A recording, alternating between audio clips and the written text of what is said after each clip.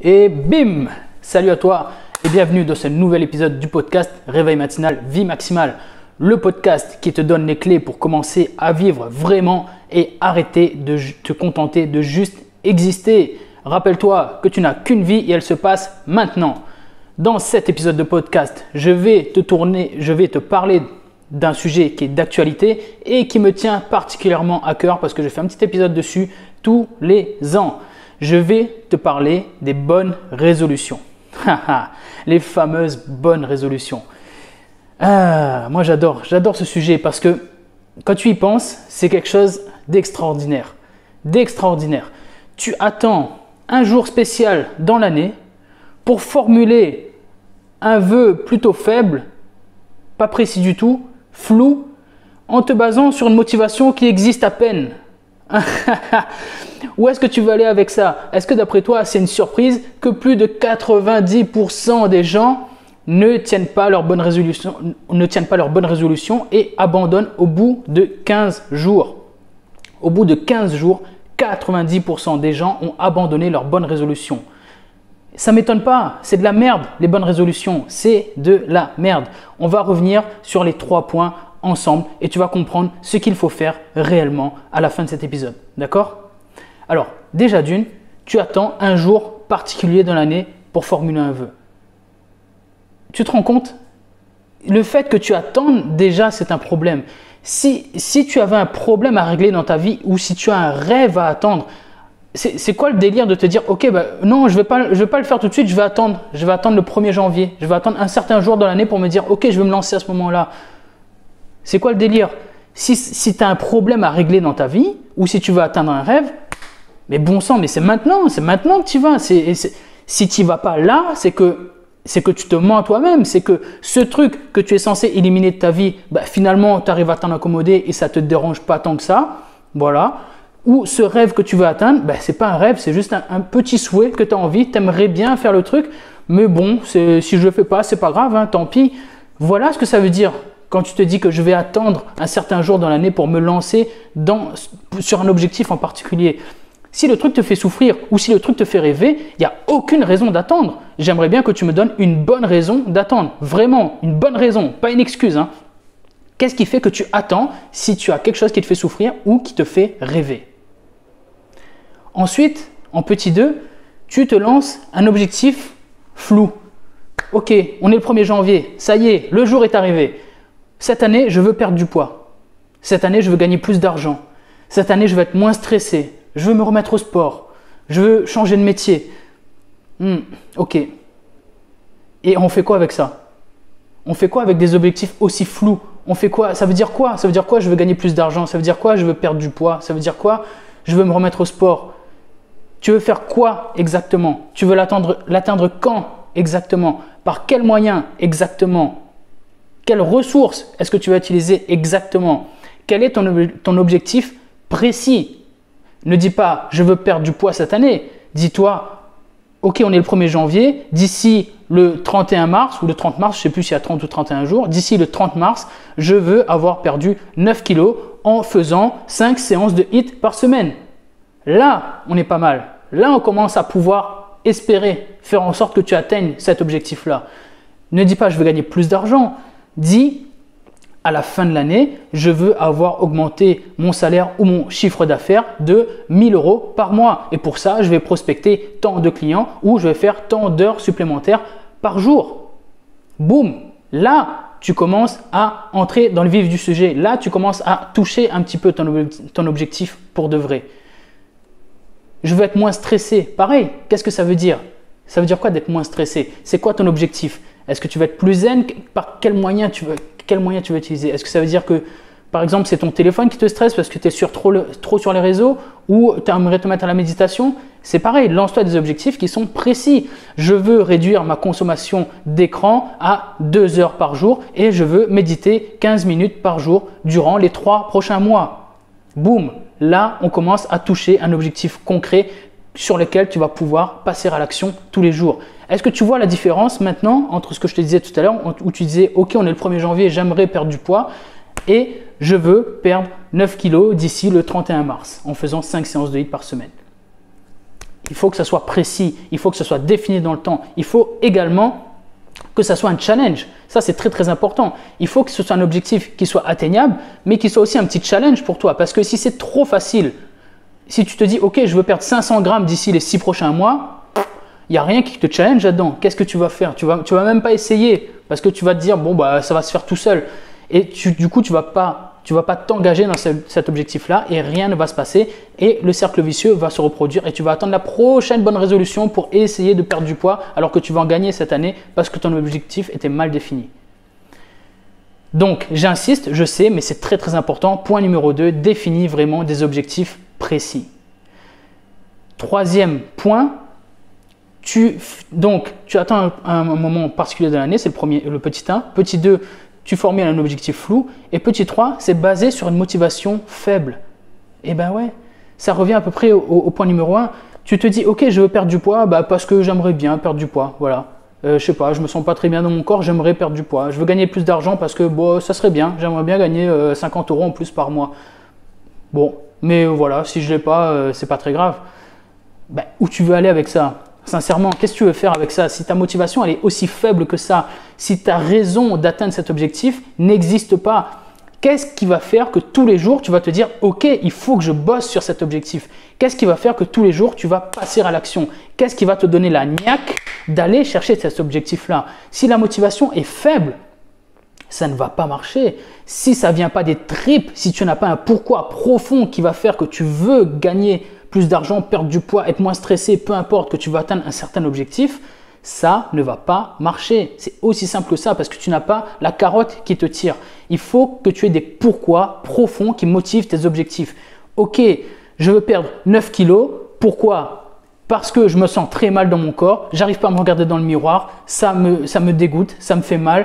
Je sens que mon mari ou ma femme me regarde moins et on fait moins l'amour. Je sens que mon mariage est en train de partir en sucette à cause de mon physique et je ne veux pas. OK, là on commence à tomber sur une motivation qui est un petit peu plus profonde que j'aimerais bien perdre du poids parce que j'aimerais être mieux sur la plage en été.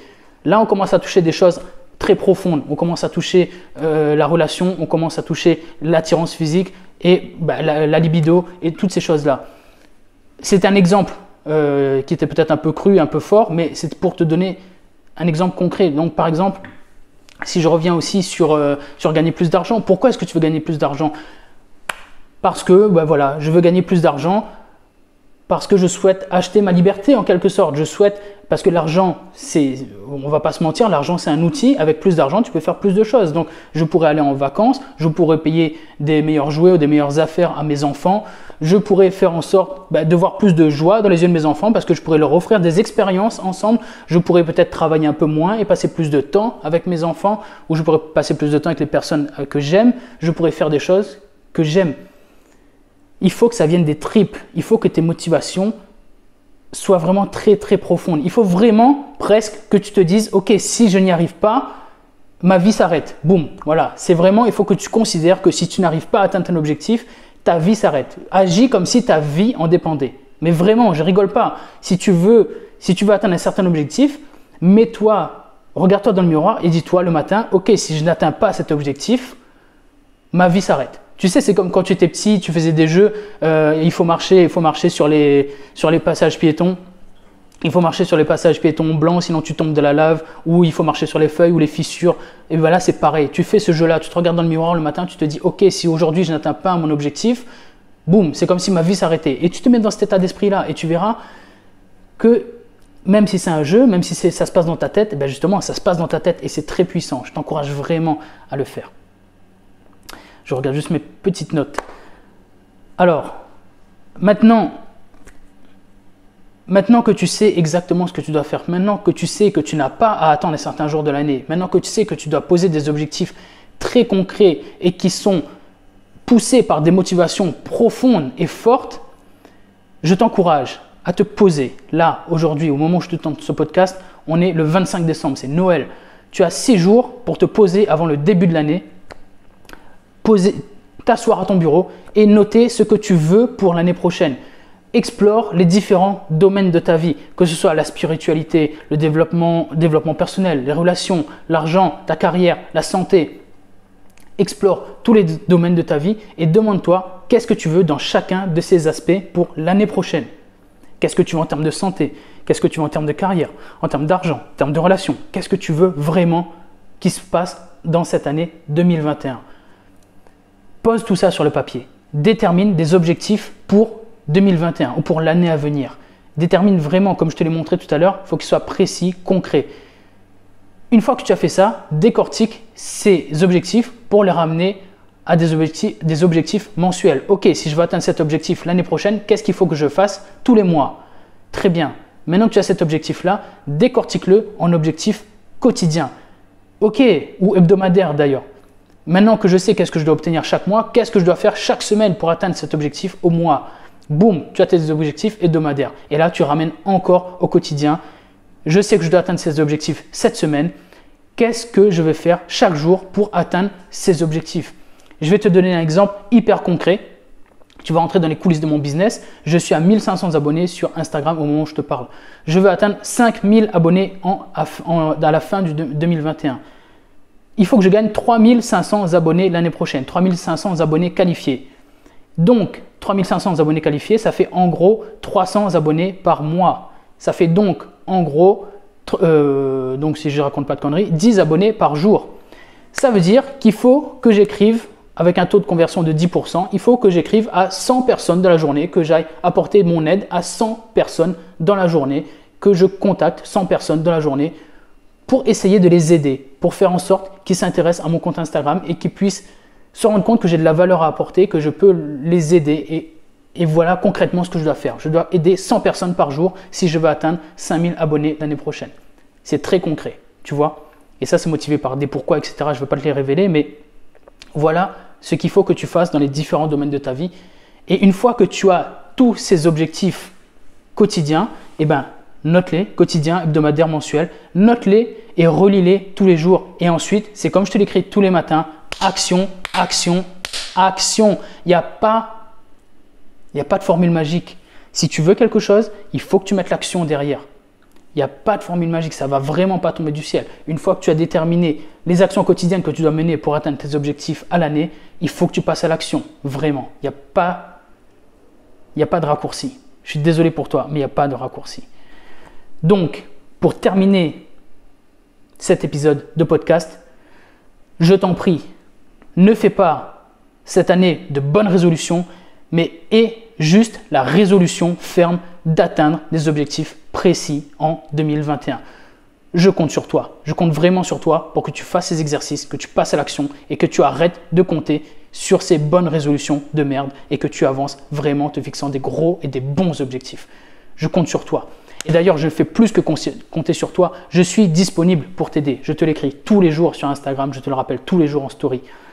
Je te propose, si aujourd'hui tu veux atteindre un autre niveau dans ta vie, si aujourd'hui tu veux arrêter de te contenter d'exister, si tu veux atteindre un autre niveau, si tu veux atteindre des objectifs ambitieux, si tu veux connaître une vie beaucoup plus forte, une vie maximale, mais que tu ne sais pas par où commencer, eh bien parlons-en. J'ai de l'expérience, ça fait une dizaine d'années que je me bats, j'ai perdu du poids, j'ai atteint plein de résultats. Aujourd'hui, je suis coach et je te propose mon aide. Je te propose un appel, une expérience de coaching offerte. C'est complètement cadeau. Je t'offre 1 heure de mon temps pour qu'on discute de ton projet, pour qu'on discute de ce que tu veux atteindre. Et je me rends complètement disponible pour toi, pour t'aider et te mettre le pied à l'étrier. N'hésite surtout pas. Je mets le lien en description de ce podcast. Tu le trouveras également dans ma bio sur Instagram. N'hésite vraiment pas. Il suffit de cliquer sur le lien et de réserver ton créneau. Je compte sur toi vraiment aussi pour passer à l'action et pour saisir cette ressource qui t'est offerte. L'épisode maintenant, on va se terminer pour de vrai. Comme d'habitude, tu connais la chanson, hein, tu connais maintenant comment ça fonctionne. Si tu as aimé cet épisode, je t'en prie, partage-le. Si tu penses qu'il peut apporter de la valeur, parle-en. Partage-le sur les réseaux, à tes amis, à tes proches.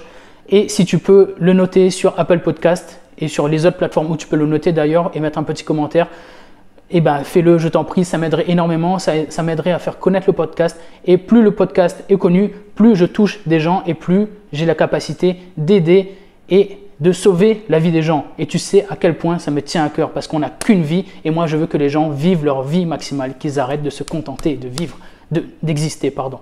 Je compte vraiment sur toi, partage, like, fais tout ce qu'il y a à faire. Tu sais comment ça marche. Je te dis à la prochaine et bim!